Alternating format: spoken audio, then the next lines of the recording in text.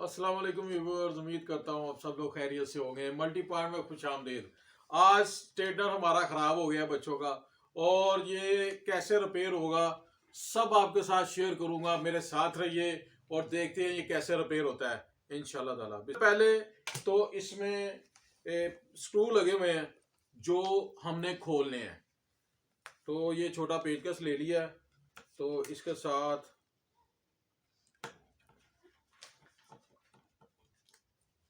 ये खुल गया।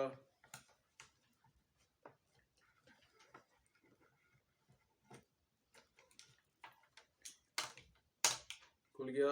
एक ऊपर ये ब्रैकेट से लगी है जिसके साथ दो स्क्रू लगे हुए थे, वो खोल दिया मैंने। और ये हिस्सा अलहदा हो गया है और ये हिस्सा अलहदा हो गया। 2 पॉइंट होते हैं नेगेटिव पॉजिटिव के, और इसमें ये जो वायर थी ये टूट गई है। अब ये जैमन जो है ये मिलती नहीं है, ये मिलती नहीं है। तो इसको हम रिपेयर करेंगे इंशाल्लाह ताला।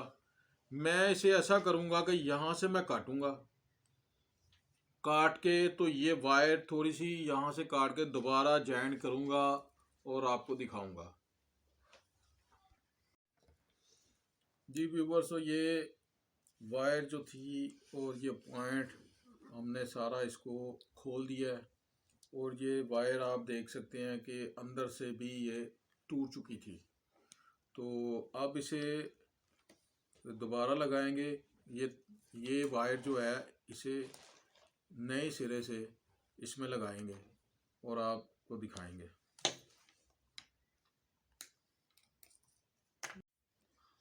जी, तो ये हमने इसे जो है टांके लगा दिए हैं, सोल्डरिंग कर दी है। तो वापस अपनी अपनी जगह पे इन्हें लगा देंगे। बिस्मिल्लाह। जी, तो खोल के इसमें नए टांके लगाए हैं काविये के साथ, और इसे बांध दिया दोबारा। ये इस पर धागा लगा के ऊपर ये अल्फी लगा दी है, और इससे ये हो जाएगा पक्का इंशाल्लाह ताला। अल्हम्दुलिल्लाह।